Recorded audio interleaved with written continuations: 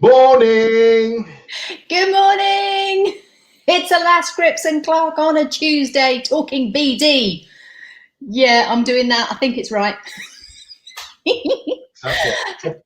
I've got my shirt on, right? Angela and I, best laid plans and all that. The lady who plans all the time, she says, "How about next week we both wear our recruiting gym coach t-shirts?" And I said, "Absolutely fine." But The then only problem is, she said that hers is a bit see-through and you can see her bra. And I said, "Well, look, I don't mind wetting mine. We can have a competition." Wholly inappropriate, of course, even for a Tuesday morning. so that's woken me up then. Thanks for that. I was actually delivering webinars to Australia and New Zealand until 1:30 this morning. So I'm a little bit like this. But I'm here for BD. I love BD. What are we talking about today, Alan? Oh, it's those flipping calls. Flipping calls. You see, what happens a lot with BD, particularly if you're managers and you're trying to get your people to do BD or you're trying to get yourself to do BD, it's almost like they build up this thing in their head that, oh, I've got to do cold calls, I've got a list of people to call. There are business development opportunities out there on so many calls, on so many levels. It's just a question of us being able to listen out for those opportunities and take advantage of them, but not go at it, with our sledgehammer techniques, but to actually be quite subtle and use a little bit of, gentle recruitment art. So I guess we can start off by talking about how can we flip candidate calls. So have you got any examples? Because I've got loads anyway. Well, yeah, I mean, certainly that you're right. It's an art. It's the art of persuasion, isn't it? That's what recruiters are good at. And unfortunately, we get the bad rap for those balls in china shops that just go straight in, got any jobs, got any vacancies, or yeah, do you want this job? It's got to be crafted. And you're saying keeping that eye out. It is the old buying signal. I'm not going to use the other word today. And just picking up on those opportunities. I think that's one of the key competencies of a recruiter is sales opportunities. So whether that's with the candidate or with a client, it doesn't matter. It's about keeping your eyes and your ears open, listening to the things that aren't said sometimes. And I think that's going to be critical at the moment. You're going to be calling candidates and you're going to be calling clients, and you've really got to find out what's going on in their heads at the moment because they may be ready to flip. Yeah. One of my clients, and some of you might be familiar with this technique, they actually call it a bait and switch. And no, I haven't actually. What's that? If they're doing, for example, a headhunt call, and they do headhunting sort of quite mid to senior level, and what they will do, they will open up a candidate call saying that what I'd like to do is in fact, there's two reasons for the call today. One is to talk to you about opportunities that I think might be quite good for you right now. And the other thing is to find out a little bit more about your current situation and your team and what your plans are. So effectively, they told them, A, I want to headhunt you, and B, if not, we can turn it into a BD call. And when they're learning about them, when they do their sort of pre-qualification on the candidate, they're actually learning a bit about the team anyway. So some people do the bait and switch, but let's say, for example, you talk to a candidate and they say, I'm happy where I am, right? Well, first of all, sometimes it could be a knee-jerk reaction, but sometimes we need to look at that as an opportunity. Now, the lesser trained mortal might be thinking, are you happy where you are? Oh, okay, then. Well, it's a typical objection, isn't it? It's a fight, flight, or freeze. All right, then I'll call you again in a month. Have you got any referrals? Have you got any referrals? Without necessarily thinking about, well, that's fantastic. What makes a company like that so attractive to stay at? Why are you so happy? What makes you so happy? Because they could be giving you some clues here that this is a good company to have on your radar. Definitely. But it's a question of, again, listen, as Angela's just mentioned, listen, because if they say, look, I'm happy where I am, and they're quite dismissive with it, probably don't try and turn this call directly into into a BD. So just think about, well, look, I appreciate that time is of the essence for you right now. You're very busy. What I would like to do, though, is perhaps speak to you in a month's time to see what your plans are for growing your team. And let's face it, and depending on the level, the person you're talking to might be at decision maker level, or they might be lower down the ranks. Doesn't matter. Every person lower down the ranks has a boss. So what do we do to turn those around? Now, some of you are probably going to roll your eyes at this point. Some of you are probably going to be thinking, who's that guy? There's somebody called Columbo, who is often talked about. The eye as well. Peter Falk. I trained this consultant years ago, and I said, has anyone heard of Columbo? And this particular consultant, she said, oh yeah, isn't he the guy that invented America? And I went, well, actually, I'd love to be able to give you some positive feedback, but you are wrong on so many levels on that one. So I started to explain. Just one more thing. That's interesting. Oh, just one more thing, and he always got them at the end, didn't he? This is what he used to do. He'd be interviewing the killer, and he'd finish his line of questioning, and he'd go to walk out the door. He'd say, well, thank you very much.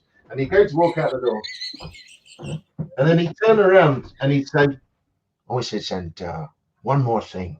See, now, if you don't shut your face.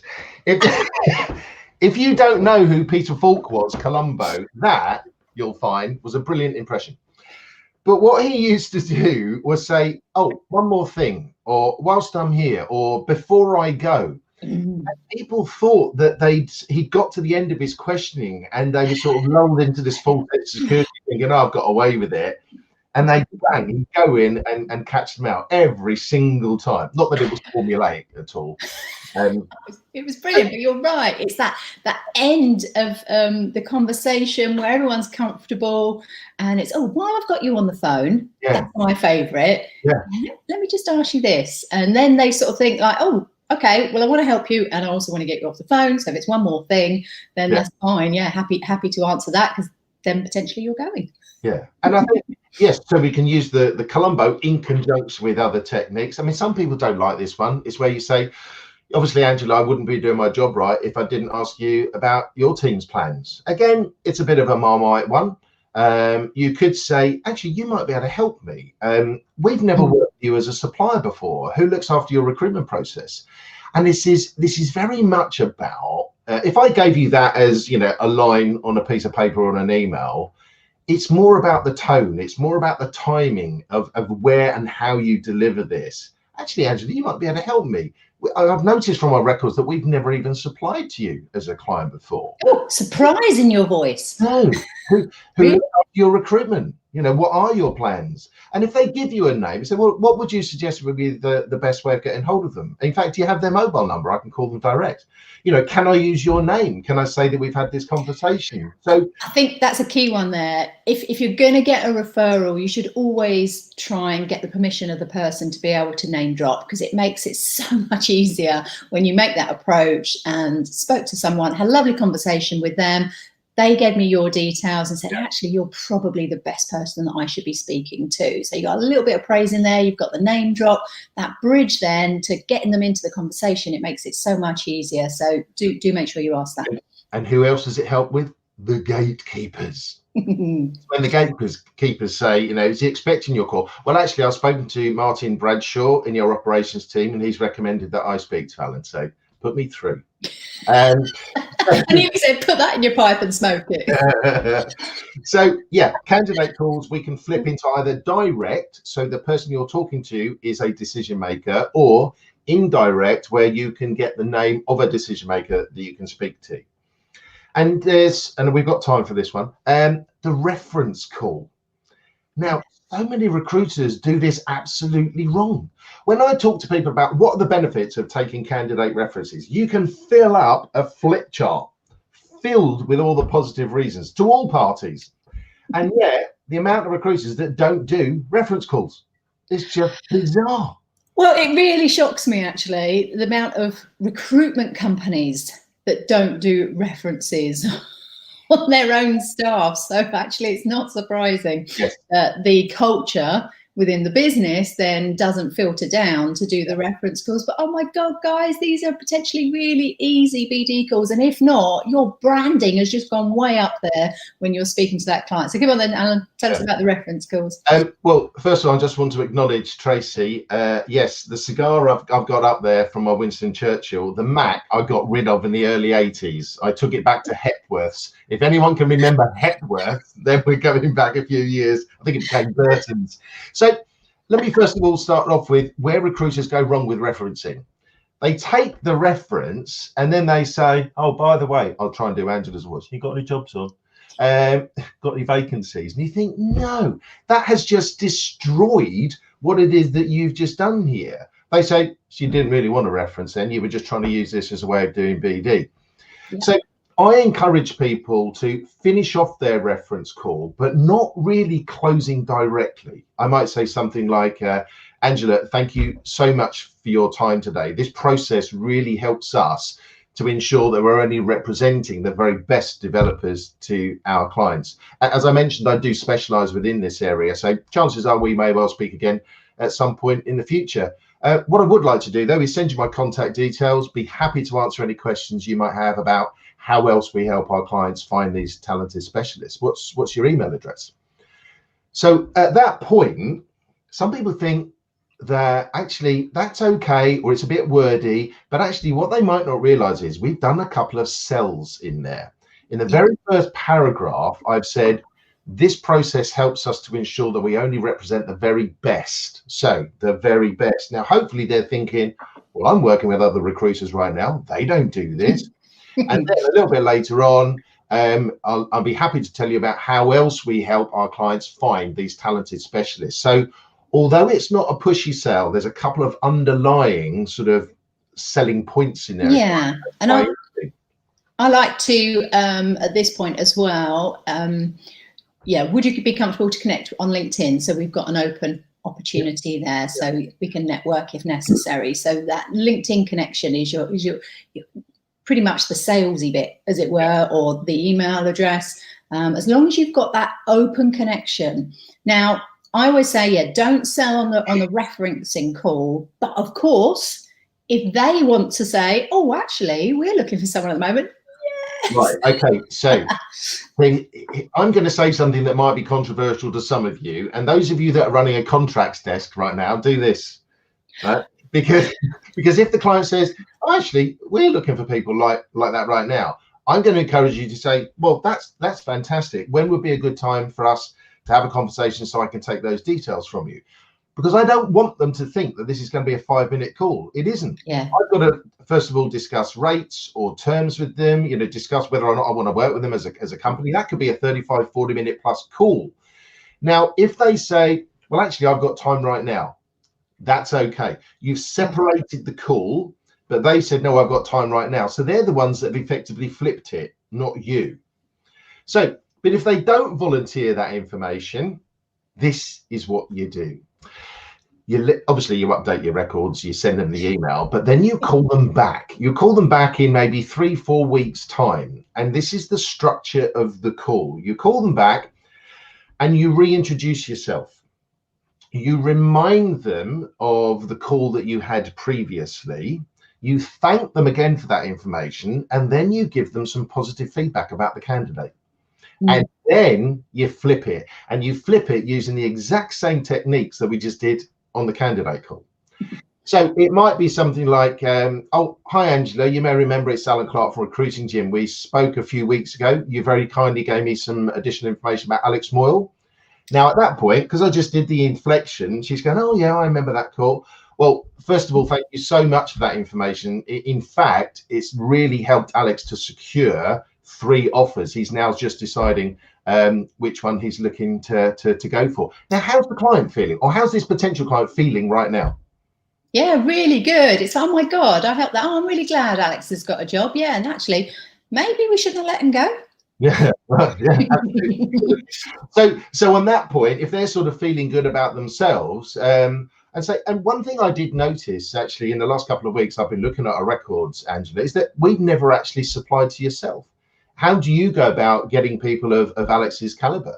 How does your current process ensure that these people are fully vetted to match your exact requirements? Ooh, fully vetted, I like that. So it's a really nice way to turn a reference part of a process into a business development opportunity, but doing it in a subtle way and not going out there with your sledgehammer. Oh, thanks for the reference. He didn't get the job. But anyway, have you got any? For those of you, you mentioned contracting there as well. I just want to remind people, Russell Mundy is back on Thursday. That's confusing. To talk all things contracts. So if you're not running a contracts desk at the moment, then that could be something that you'd be interested in, because it really needs to be on your radar for this year and potentially next year as well, as it stands. So good luck for that.